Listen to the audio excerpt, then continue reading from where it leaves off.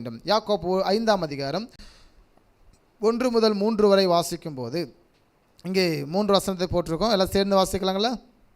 ஐசுவரியவான்களே கேளுங்கள், உங்கள் மேல் வரும் நிபந்தனை நிமித்தம் அலறி அழுங்கள். உங்கள் ஐஸ்வர்யம் அழிந்து உங்கள் வஸ்திரம் பொட்டரித்து போயின. உங்கள் பொன்னும் வெள்ளியும் துரு பிடித்தது. அவைகளில் துரு உங்களுக்கு விரோதமாய் சாட்சியாயிருந்தது. அக்கினியைப் போல உங்கள் மாம்சத்தை தின்னும் கடைசி நாட்களிலே பொக்கிஷத்தை சேர்த்தீர்கள். அப்போ பொருளாதார ஆசீர்வாதத்தை தேவன் எதற்காக நமக்கு கொடுக்கிறார். இங்கே வாசிக்கும்போது பணம் தீமைக்கு வேறாக இருக்கிறது, உங்கள் ஐஸ்வர்யம் எல்லாம் அழிகிறதாக, அது நிமித்தம் வருகிற இடரல் எல்லாமே இங்கே இருக்குது. ஆனால் ஏன் ஆண்டவர் உங்களுக்கு ஆசீர்வாதத்தை தர வேண்டும்? ஏன் ஆண்டவர் உங்களுக்கு கொடுத்திருக்க வேண்டும்? கவனிக்கணும். ஒரு நாட்களில் இந்தியாவுக்குள்ளே வந்த கிறிஸ்துவை உடையவர்கள் எத்தனையோ இங்கிலாந்துக்காரங்க, பிரிட்டிஷ்காரங்கெல்லாம் இங்கே வந்து ஊழியம் செய்யும்போது அவங்க உண்டான சொத்துக்களை எல்லாம் அங்கே விற்று பல பணங்களை இங்கே இறைத்தாங்க. நிறைய ஹாஸ்பிட்டல் கட்டினாங்க, நிறைய ஆசிரமம் கட்டினாங்க, நிறைய ஸ்கூல் காலேஜ் கட்டினாங்க. இந்தியா ஒரு மிகப்பெரிய ஒரு அளவுக்கு வளர்வதற்கு கிறிஸ்தவர்கள் மிக முக்கியமானவர்களாக இருந்தாங்க.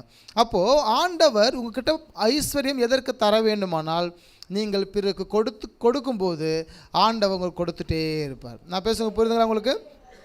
பிறருக்கு நன்மை செய்யும்போது, இல்லை என்றால் ஏதோ ஒரு உதவிகளை நீங்கள் மக்களுக்கு செய்யும்போது ஆண்டவர் கொடுத்து கொண்டே இருப்பார். உங்களுக்கு வர வர வர உங்களுக்கு பணங்களாக இருந்தாலும் பொருள்களாக இருந்தாலும் வர வர நீங்கள் என்ன செய்யணும்னா, உங்கள்கிட்ட இருக்கிறவைகளை அப்படியே நீங்கள் பிறருக்கு கொடுத்து கொண்டே இருக்கணும். உதவிகள் நடந்து கொண்டே இருக்கணும். ஏழைகளை போஷித்து கொண்டே இருக்கணும். ஏதோ ஒரு வகையில் நம்மால், கிறிஸ்தவர்களாகிய நம்மால் நம்முடைய தேசத்திற்கு, நம்முடைய சொசைட்டிக்கு எப்பொழுதும் நன்மை பெருக வேண்டும். ராமன் சொல்வோமா? நம் நன்மை செய்கிறவர்களாக இயேசு சுற்றி திரிந்தது போல நீங்களும் நன்மை செய்கிறவர்களாக சுற்றி திரிய வேண்டும். ஹல்லேலூயா.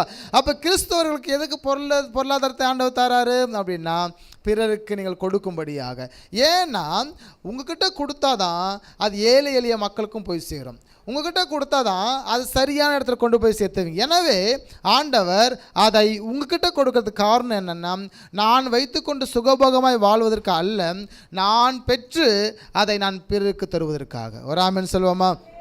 நீங்கள் பிறருக்கு வாங்கி தரும்போது கூட சில இடத்துல பார்த்தீங்கன்னா, ஒரு நபருக்காக ஆண்டவர் கொடுப்பார்.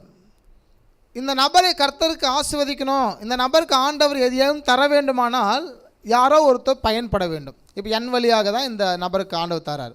ஏன்னா இவர் புதிய ரட்சிக்கப்படாதவர், இயேசுவை ஏற்றுக்கொள்ளாதவர். எனவே இந்த நபருக்கு ஆண்டவர் ஏதோ ஒன்றை அவர் கொடுக்க வேண்டி விரும்பினால் யாரோ ஒரு தேவை.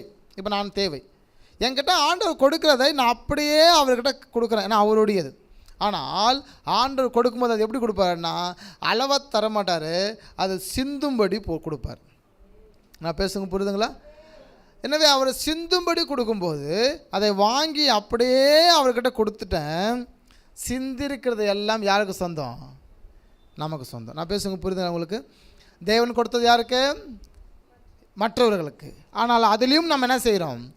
சுதந்திரத்துக் கொள்கிறோம். காரணம், தேவன் எப்படியுமே மற்றவர்களுக்காக உங்களை யூஸ் பண்ணிட்டு இருக்காரு, மற்றவர்கள் ஆசீர்வதிப்பதற்காக உங்களை வச்சுருக்காரு. நீங்கள் சுமை தாங்கிகள், நீங்கள் எல்லாம் தேவ தூதர்கள், நீங்கள் எல்லாம் பார்த்தீங்கன்னா அம்பாசிடர், தூதரகங்கள்.